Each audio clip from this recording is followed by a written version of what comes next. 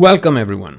Today we are diving into one of the biggest oops moment in cloud security this year, the 4 terabyte leak from Ernst Young.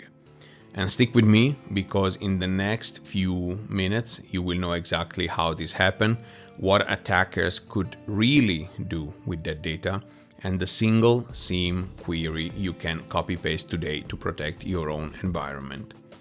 This is not just another breach headline, it's a case study that shows how one wrong toggle in Azure turned into a potential goldmine for threat actors, and what you can learn from it before the same thing happens to your company.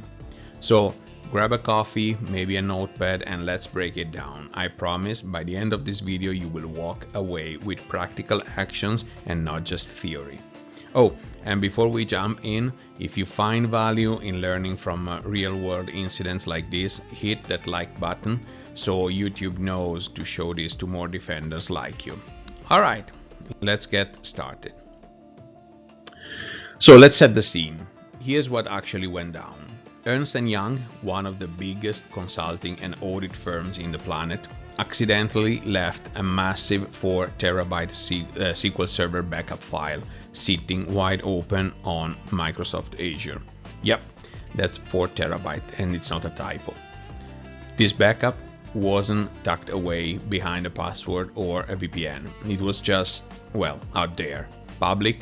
Anyone, even a basic internet scanner, could hit that URL and see it. That's exactly how a Dutch security researcher stumbled upon it.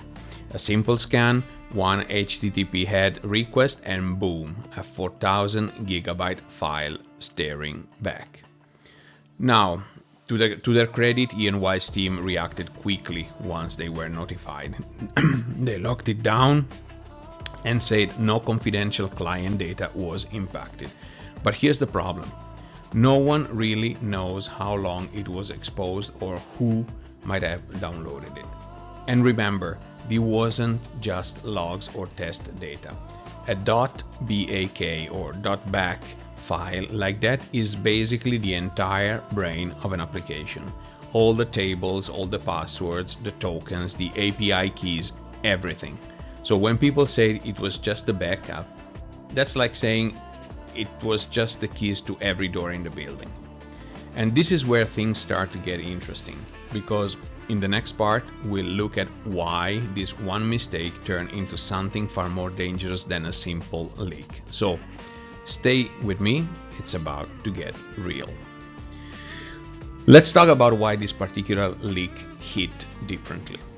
On the surface, it was just a misconfigured Azure Blob. One wrong setting flipped from private to public, but the impact of it, massive. Think about it, one small click exposed everything, every API key, every token, every service account. That's kind of jackpot attackers dream about. No malware, no phishing, no zero-day, just a simple human error that opened the door to unlimited access. And here's where it gets scary. E&Y is not some small startup. They are one of the big 4 with security teams, frameworks, budgets, audit, the works.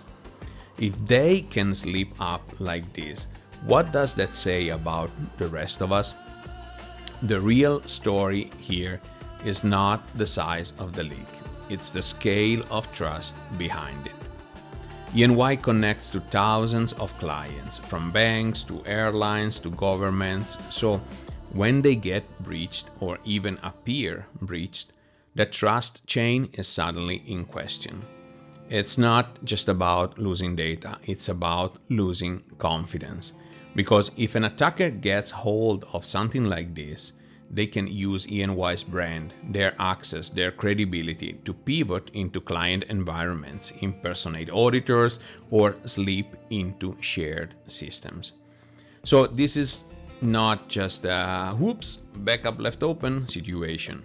It's a supply chain vulnerability wrapped in a trust crisis. And in the next part, we are going to open that docback file, metaphorically of course, and see exactly what an attacker would do first if they had their hands on it. You will see why the real dangers starts after the file. Alright, let's pop open that virtual.back file and see what's inside. A lot of people hear SQL backup and imagine boring tables or some harmless metadata. No, what you actually get is a full blueprint of that system. All the keys to operate it. Inside the 4 terabyte dump, you'd likely find API keys for cloud services, OAuth and session tokens that never expired, service account passwords, database connection strings, maybe even cached credentials or hard-coded secrets left by developers. Put it simply, this is not a few passwords, it's every password, every key, every token neatly packaged for whoever downloads it first. If I were in charge of responding to this, I would tell my team, start with the service accounts, they are the skeleton keys of automation, then move fast through API keys, refresh tokens, database creds, and finally, any SSO secrets that could grant wider access. That order matters because attackers would do the same. They go straight for what gives them persistence and reach. And here's a small gold coin for you, a quick win. If you are storing backups in the cloud, encrypt them and disable anonymous access at the org level. 2 clicks that turn a potential catastrophe into a harmless file. Next up, we'll flip perspectives. If you were the attacker holding this treasure chest, what would you do in the first 24 hours? Trust me, it's both fascinating and even a bit terrible. Quick disclaimer before we dive in. What I'm about to describe is the attacker's playbook, shown only so defenders can think like the adversary. This is educational. We study the enemy to shut them down, not to copy them. Sun Tzu said it best, know the enemy and know yourself. So, if you found that 4 terabyte back on the open web, here's the timeline an attacker would likely follow in the first 24 hours. First move, parse and prioritize. Automated tools rip through the dump, extracting API keys, service accounts, names, OAuth refresh tokens, and connection strings. Anything that looks like a credential goes into a test queue. Next, live credential testing. Try those keys against Azure, AWS, and common software as a service or SaaS APIs.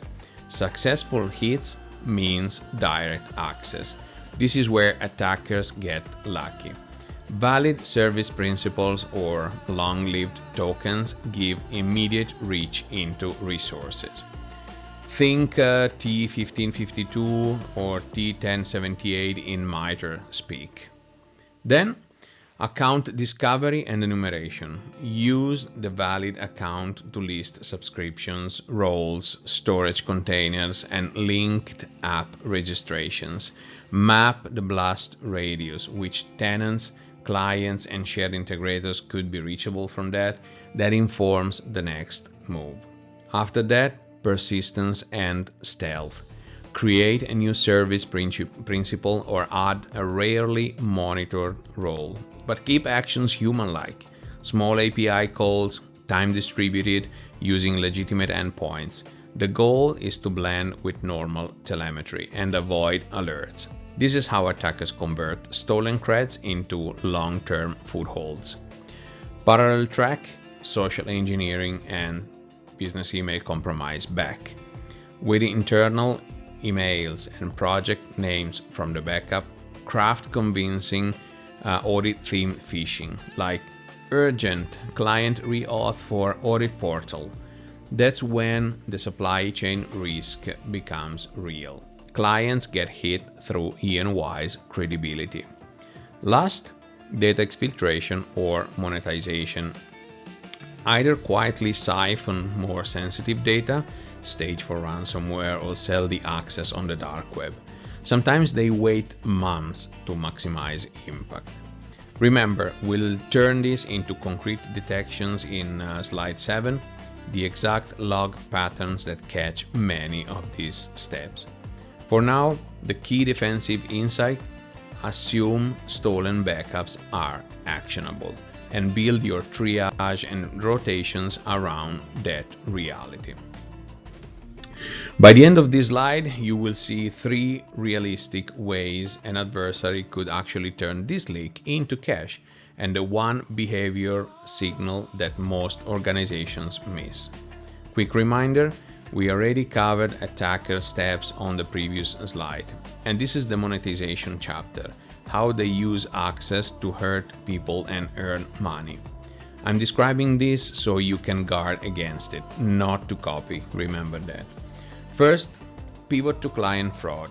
If an attacker finds vendor or client credentials in the dump, they can impersonate E&Y in a way that works.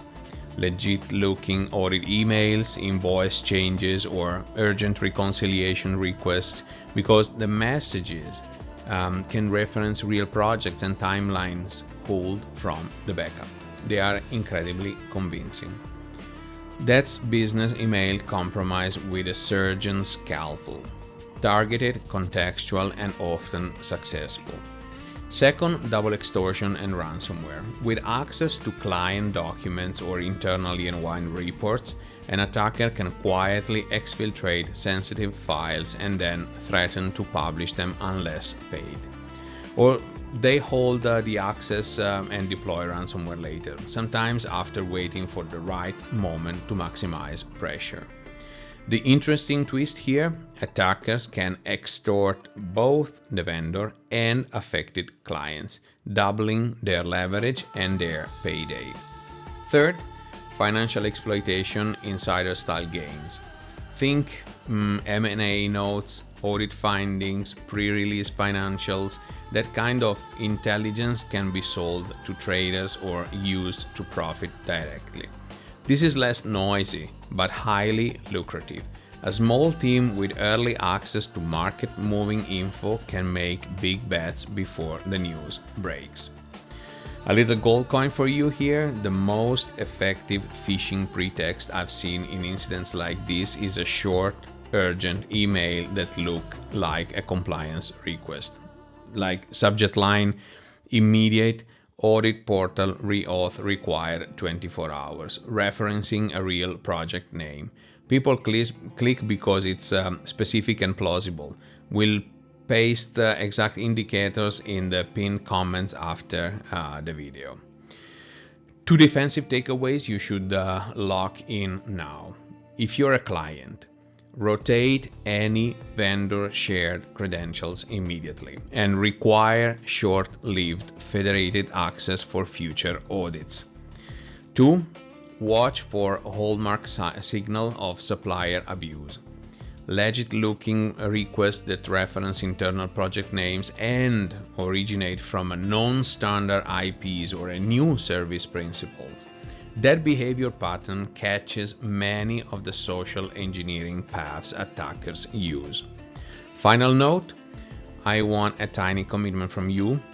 Later, when you run the detection, I'll show in the next slide. Type checked in the comments. We'll build a little community of teams who actually implemented the rule.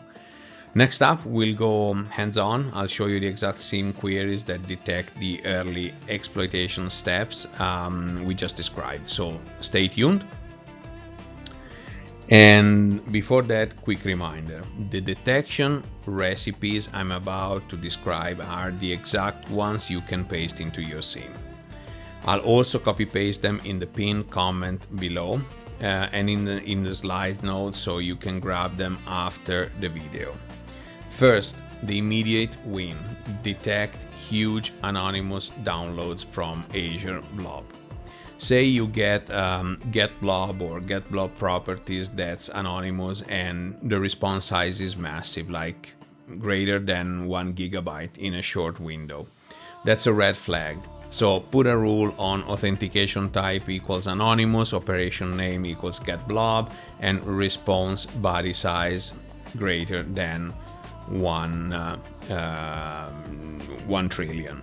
If that fires, treat it like a live leak. Second, identity weirdness. Duplicate successful signs-in for the same user from different IPs within 10 minutes. That often shows token replay, session cloning, service principal abuse. Alert on user principal name, group by 10-minute bin, and flag when you see multiple distinct IPs. Third, watch service principals. New or unexpected service principals doing light, regular API calls are stealth persistence.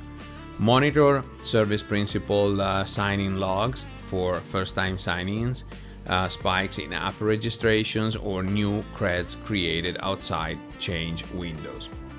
I'll paste the full KQL snippets and exact field names in the pinned comment. Copy them straight into your Azure Sentinel or your SIEM. If you add the blob rule now, type checked in the comments so we can build a list of teams who deployed it. Small commitment, huge payoff.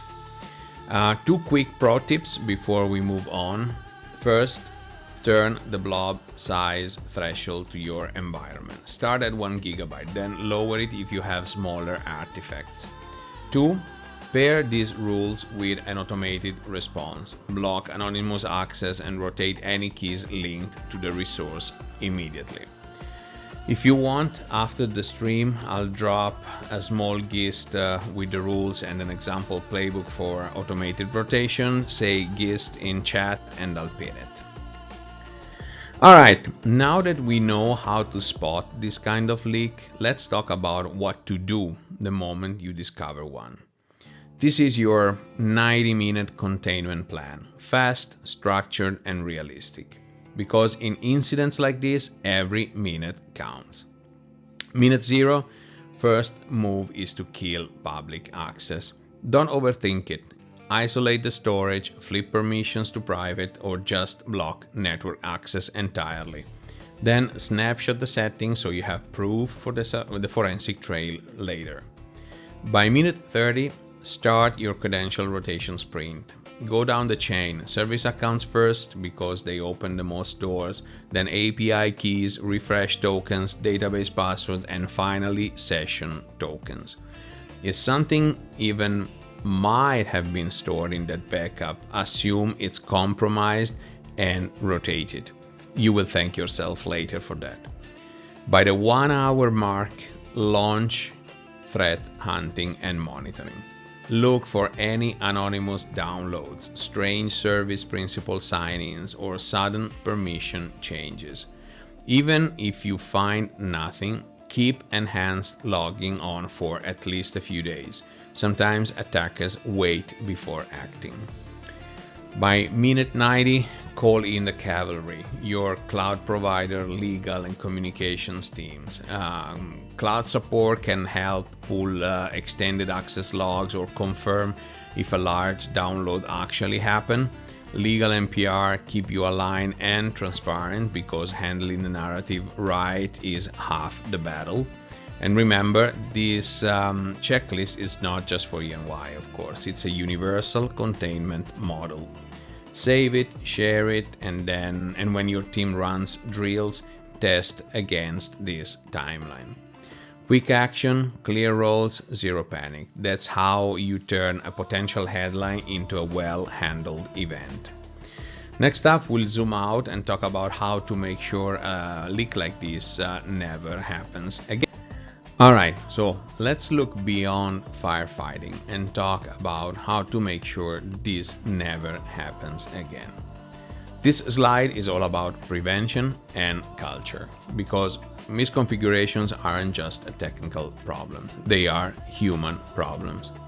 So let's start with the easy wins, the technical guardrails. First, in Azure, you can set allow blob public access to false at the subscription level. That single policy stops anyone, even by accident, from making a container public. Next, encrypt every backup. Use customer managed keys and if possible, restrict downloads to private endpoints only. Then add a Cloud Security Posture Management tool, CSPM, to continuously scan for risky settings. It's like having a 24/7 security reviewer who never sleeps. And here's one control I love: alert on large outbound data transfers. A 4 terabyte egress should light up your dashboard like a Christmas tree. If it doesn't, you got a visibility gap. Now, onto the human side, where most of these errors start. Any migration or cloud change should have a 2-person review rule.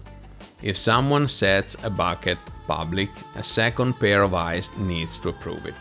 Use just-in-time access so even admins only have privileges when they need them. And please make cloud security training more than a checkbox. Simulate these mistakes in staging and let your engineers see the impact firsthand. Here's a gold coin moment. Most of ENY's pain came from an acquired system that wasn't yet under the global policies. So if you are merging or acquiring another company, make security on board day zero. Pull every new tenant under your central guardrails before anyone touches production. Finally, set up a single vulnerability disclosure contact, even a security.txt file on your domain. So if someone finds an issue, they can reach you fast. That's how this whole ENY mess could have been avoided sooner. Alright, now that we have locked in the guardrails, what if you are the client and your vendor is the one who slips up? That's what we are tackling next. So we flip the script. What if you are the client and it's your vendor, like ENY in this case, who accidentally exposes your data? Because here's the truth: no matter how tight your own defenses are, a weak link in your supply chain can still burn you. So let's make this practical. Here's your third-party playbook. Step 1, rotate every credential you have ever shared with that vendor. VPN accounts, API keys, SSO tokens, all of it. Don't assume, well, they said it's fine, means you're fine. Always operate under trust, but verify. Step 2, revoke stale access. Old project accounts, test users, share passwords, shut them down. And when you work with vendors in the future, use federated access with expiry dates, not static passwords sitting in someone's spreadsheet. Step 3, prepare for phishing fallout. If attackers grabbed project names or contacts, expect perfectly crafted fake emails. Train your team to pause and verify, especially messages that sound urgent and reference real audits or invoices. Here's a free tip. Add a keyword to internal emails like internal, so you instantly spot external impersonators. Step 4, tighten your monitoring. Watch for logins from vendor IP ranges or unexpected API calls tied to vendor accounts. If something looks off, treat it like an early warning. It's often your first clue that stolen credentials are being reused. Step 5, get your contracts in shape. Make sure every partner agreement includes a breach notification SLA, encryption requirements, and the right for you to audit or request evidence of their security controls. And one more gold coin before we wrap this slide. Build a third-party incident runbook, a mini checklist you can follow the moment a partner gets breached. It saves hours of chaos and makes you look like the calmest person in the room when things go south. In short, don't just hope your partners are secure. Plan for when they are not. And if you ever find yourselves dealing with this kind of incident, whether it's investigating a vendor breach or tightening your own security posture, reach out to me. I'll be more than happy to help you analyze the situation, guide your response, and strengthen your defense so you're ready for whatever comes next. Speaking of which, we will move to our final slide where I'll share your one actionable move for today and wrap things up with a quick thank you to our growing community of defenders, you. If you have made it this far, here's the part that really matters. Your one move today.